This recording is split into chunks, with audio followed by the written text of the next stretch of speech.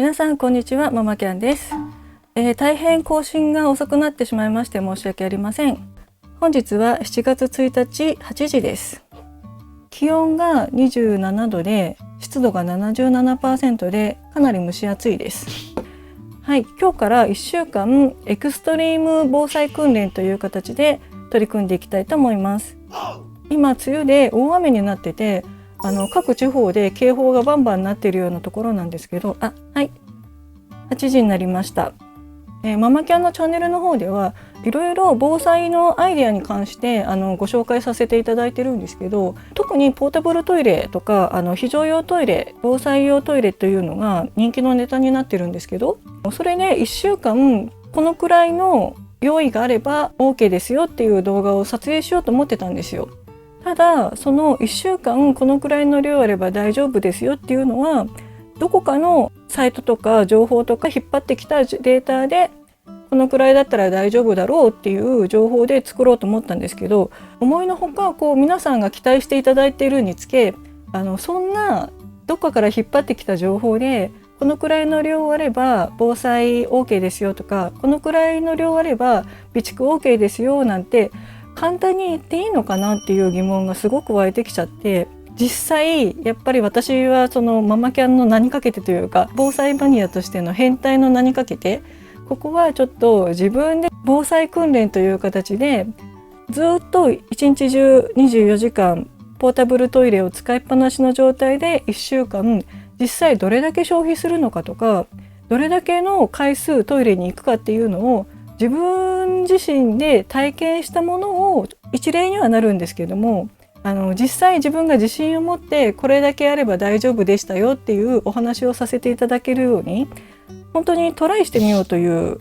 気になったんですよ。これから1週間検証していきたいことはいくつかあって、第一に実際トイレどのくらい使うのかで、あとゴミがどのくらい出るのか、あと匂い問題ですね。1週間連続で私もポータブルトイレを使い続けた経験はないのでやってみてどのような状況になったかっていうのを検証した結果をまたご紹介していきたいと思います。それで2つ目は私も日頃から防災備蓄っていうのを1週間分ぐらい目安にうちに貯めておくようにしてるんですけど、ただその1週間分の備蓄、防災備蓄って本当に1週間それを食べ続けられてで体に害はないのかというか気分的にどうなのかっていう検証もしてみたいのでそれも行ってみます。で今回お水も食べ物も全部私が食べたもので排泄なんですけどトイレも出したもの何を食べてどれだけ出したかっていう記録を1週間トータルで全部計算してみようと思います。で第3に今は夏の時期なんですけど夏の時期の避難を想定して一体どのようなアイテムがいるのかっていうことをあとコスト計算とかも含めて検証していきたいなと思ってます。うちのママキャンのチャンネルは今女性の人が多くてでだいたい年齢も私40代なんですけど近い人が見てるので私一人の個人の、経験談にはなるんですけども私と似たような人だったらご参考になるんじゃないかなって思ってます。1週間毎日撮影はしていこうと思うんでそれを今回のようにバラバラに出させていただくんですけど最終的にはその結果みたいなのを一つの総集編みたいなもので短く1本にまとめようと思ってますのでお忙しい方は一本一本の動画を見ていただかなくても最後まとめの方で見ていただければいいかなと思ってます。それでお暇な方というか私と一緒に疑似体験でバーチャルエクストリーム防災訓練を1週間一緒に行っていただけるという方は経験動画もできればご一緒にご覧ください。それではエクストリーム防災訓練検証スタート。今日は土曜日ということで子供が家にいるんですけど子供のお世話をしたりとかあと家のことでちょっとこれから洗濯とか掃除とかするのにこの撮影範囲から消えることもいっぱいあるんですけどでも食べたり排泄したりっていうのはずっと撮影の中でやっていこうと思ってますのでそこら辺ご了承ください。防災訓練防災訓練なんですけど今回は初回なのでいろいろとゆるくやっていこうと思います。はい、家の中にあるものは全部使っていいということにしますし、電気も撮影用の電気だけは別計算と、あと仕事とかするのにパソコンを使うインターネットとか電気は別計算にさせていただこうと思ってます。ということでこれからまず早速一番最初にやらなきゃいけないのはトイレ作成なので、トイレを作っていこうと思います。はい、じゃあそれでは皆さん最後まで見てね、バイバイって、最後まで見てねは最後まで見てね、バイバイ。はい、早速なんですけど、いろいろ物が散乱してるので、これから片付けないといけないんですけど、そこの一角をトイレスペースに作り変えようと思います。はい、でブルーシートを買ってきました。1.8×1.8 のダイソーで100円で売ってるやつを2つと 4.5 畳の、1個200円くらいかな、はい、300円するレジャーシートを1つ買ってきました。それでこれでダイソーの500円の椅子なんですけど、これ踏み台に使用しないでくださいってすごいデカデカと貼られてるやつなんですけど、すいません、踏み台に使います。非常時ということと、あとは自己責任で、これは真似はしない方がいいとは思います。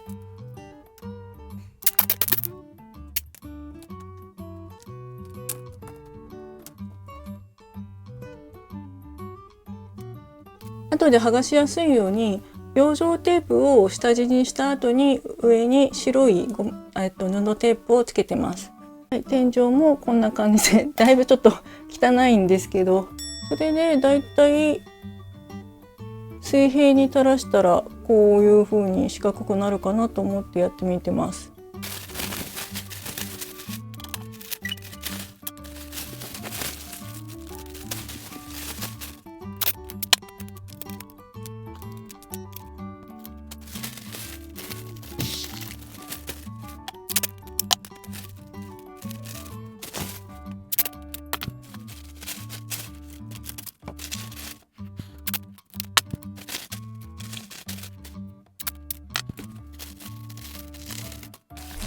1.8×1.8 メートルのレジャーシートを1枚で角角で90センチ90センチで作れたので、これでトイレルームが完成です。はい、で天井でつってやって、この横から入り口にして開けようと思います。1枚でいけましたね。はい、それで今回トイレに使うのはこのペール缶です。ペール缶これ廃材で無料でいただいたものなんですけど、買えるやつですね。うちこういうフィット便座っていうのがあるので、これをすればもうトイレが完成するんですけど、フィット便座高くて買えないよっていう方はこういうセリアで売ってるやつなんですけど、これをここを切って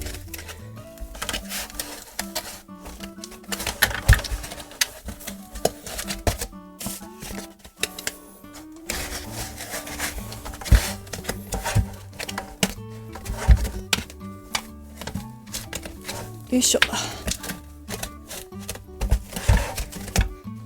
はい、こうやって縁にクッションにしてもこれでもトイレとして使えます。買って1000円2000円なんで、そしてこれを100円で買えばこれでトイレできるのでお安くできるかと思うんですけど、非常用としてはいいんですけど、ずっと使ってる間にやっぱりこのクッション部分どんどん傷んでいくので、今回はフィット便座の方で使わせてください。お尻拭きとトイレットペーパーです。30リットルのゴミ袋25枚入りと、あと今回消臭ポリ袋を2色使い分けをしようと思って、でこっちの20枚入りの大きい方が大、こっちの40枚入りの小さい方が小という形で使い分けしていこうと思います。で使うペットシーツはこちらダイソーで買える100円で10枚入りのやつですね。これ結構なかなかお店に置いてないのでかなり希少なやつなんですけど、今回はちょっと使ってみようと思います。それと個人的に必須なのがこちらの携帯ウォシュレットです。これ100均でダイソーで買えるやつなんですけど、こっちは Amazon で買ったやつです。これもないよりはあった方がいいって感じで携帯ウォシュレットお水出るんですし、使えるんですけど、勢いがすごく足りないので、今回こっちの Amazon のやつもちょっと一緒に置かせてもらいます。携帯ウォシュレット、男性の人とかあんまり使わない人だったらこの100円のやつで十分だと思うんですけど、こっちの携帯ウォシュレットはまあまあ勢いがあるので、女性の方とか、あと地主さんとか、そういう方にはおすすめです。で、もう前もって1セットしておきます。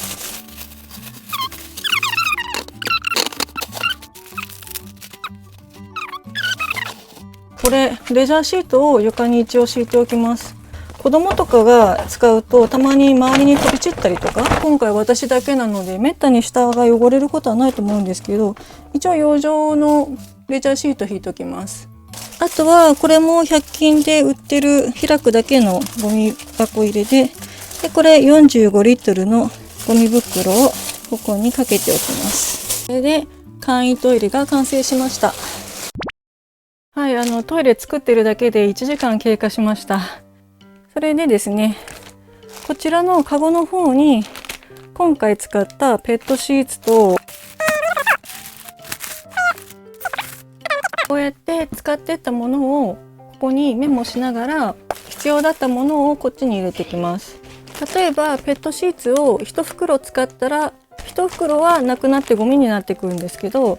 それと同じものをこのカゴの中に足していくことによって、最終的にこのカゴのものが実際に使った商品全部残っているようにしていきます。生活必需品として手口拭き取りシートみたいなウェットティッシュ、机の上にも一つ置いときます。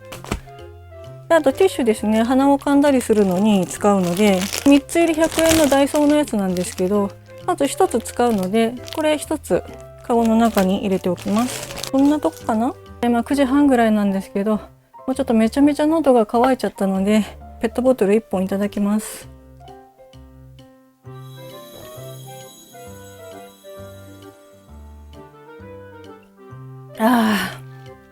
もうトイレもできてるんでね、いつでもトイレ行ける安心感っていうのがあって、これ半額で売ってたやつなんですけど、今27度で湿度 75% です。やっぱちょっと動くともう汗だくだくですね。なんかいっぱい出てくる。これなんか警察庁が言ってたな。ここにゴムで留めると1枚ずつ出せるらしいので、ちょっとそれやってみます。ゴムを入れとくと1枚ずつ取れるらしいです。本当？なんかちょっとすでにいい。3枚も取っちゃった。もったいない。実感はないんですけど、ここはゴムで留めると1枚ずつ出せるらしいというテクニックをこの間ネットで見たので、熱い。で、この1週間お風呂も基本的に入りません。お風呂の代わりにこのウェットティッシュで体を拭きます。で、あとペットボトルの水を使ってタオルを濡らしてお風呂っぽいことをしていきたいと思います。お腹すいた。備蓄の中からこの卵がゆを食べようと思います。それで今日の朝ごはんは卵がゆとこのペットボトルと先割れスプーンです。で、これと同じものをこのダイソーの20リットルのコンテナ400円なんですけど、ここに同じセットを入れてきます。で、最終的に私が食べたものと同じコピー商品をこっちの中に入れていくので、1週間終わった後にこの箱の中身とかこの箱の数が1週間に必要な備蓄っていう形で分かりやすく見せようかなと思ってます。暑すぎるので扇子を使わせていただこうと思います。暑い。いや、夏の日扇子かうちわかなんか絶対一つは入れといた方がいいと思います。今回ね、なんか飛んだぞ。やっぱ夏ちょっときついですね。これでも日陰なんでまだなんとかなってるんですけど、これで炎天下とかは本当にちょっと死んじゃうと思います。はい、ちょっと。で、この先割れスプーンもなかなか売ってるところ珍しいですよね。備蓄の中にあったんですけど、どっかで買ったのか、なんかコンビニかなんかでいただいたやつだと思います。はい、じゃあ今日の朝ごはんようやく食べれます。やっぱりこれおかゆは基本温めなくてもそのままでもなんとか食べられるし、調理はいらないので時間もかからないので、来年の1月17日まで賞味期限あるのかな。結構長いですね。ローリングストックって言うじゃないですか。なかなかでも普段消費しないですよね。でそういうのもあって今回最低限の備蓄はどんなもんなんやろっていう自分がすごく知りたかったんですよ。平日の夜ご飯とかも一応夫とか家族の分のご飯もちゃんと作って食べてもらいつつ、自分は備蓄食材のみで1本で行ってみようかなと思って。それで私携帯電話を撮影に使ってるんですよ、 iPhone を。だから撮影中って携帯電話が使えないんですね。あと撮影に使ってるので携帯電話の電気の消費量めっちゃ早いと思うんですよ。で携帯電話の電池の消費量だけ他のと分けて別に、これが1万ミリアンペアなので、これを7日間中何回充電に使ったかっていうので消費電力の大体を計算しようと思ってます。参考値にはならないかもしれないんですけど、今回はちょっとそういう形で携帯電話だけ別の電気扱いにさせてもらってます。実は私携帯電話2台所有してて、1台は今撮影に使ってるやつなんですけど、1台はこの前の台で古いやつをずっとサブ機として使ってたんですよ。友達が入院することになって、その友達が携帯電話持ってなかったので、私の携帯をあげることになってしまって、でそれでサブ機というかなくなっちゃったんですね。あと災害に関してもサブ機で例えば月々300円とか400円とかもそんなぐらいの格安 SIM みたいなのがあるんですよ。系列を分けておいて eSIM とか入れてデュアルにしておけばどっちかが使えるような状態になってバックアップになるんですよ。そこまで普段からやってる人って相当防災マニアだと思うんですけど、私は結構マニアックな方なので、ちょっとそれを今購入検討中です。なんかおすすめの安い本体とかおすすめの SIM とかあったら教えてください。というわけでこれからエクストリーム防災シリーズとして今回は初回ということで、まず家の中で備蓄使い放題、お水も一応使い放題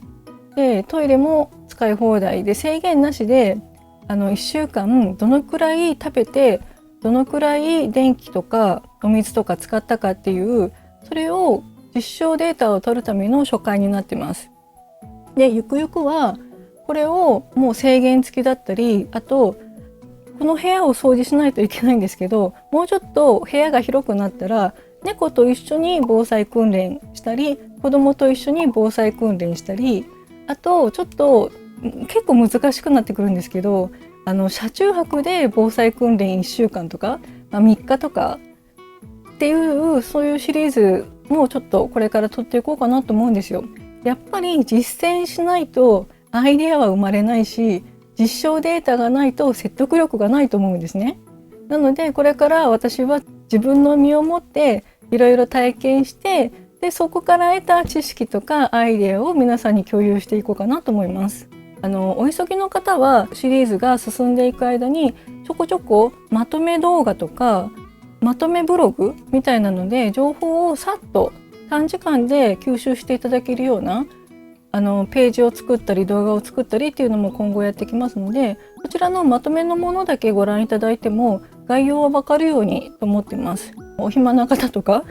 あと単純にママキャンを応援してくださる方とか、いろいろ私も一人でやってると寂しいのでコメントとか寄せていただくのがすごく励みになるというか、ぜひいろんなコメントを寄せていただけるとすごく喜びます。チャンネル登録よろしく。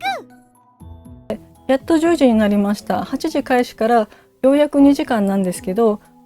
今回はこの2時間のみを編集した動画を初回として出させていただきます。でこの7日間中も撮影しながら編集させていただいて、それをアップさせていただこうかなと思ってますので、ぜひチャンネル登録とグッドボタンの方で応援のほどよろしくお願いします。暑い。いやーこれで今回夏で出すじゃないですか。で多分冬は冬で全然別になってくると思うんで、もちろん冬もやります。あと今回家の中なんでかなり楽だと思うんですけど、家族に呆れられつつやってますので、長い目でお待ちいただけると嬉しいなと思ってます。いつもうちのチャンネルの方ではお願いさせていただいてるんですけど、なるべく優しめな視聴者さんとつながりたいと思ってますので、よろしくお願いします。それではまた次回の動画でお会いしましょう。バイバーイ。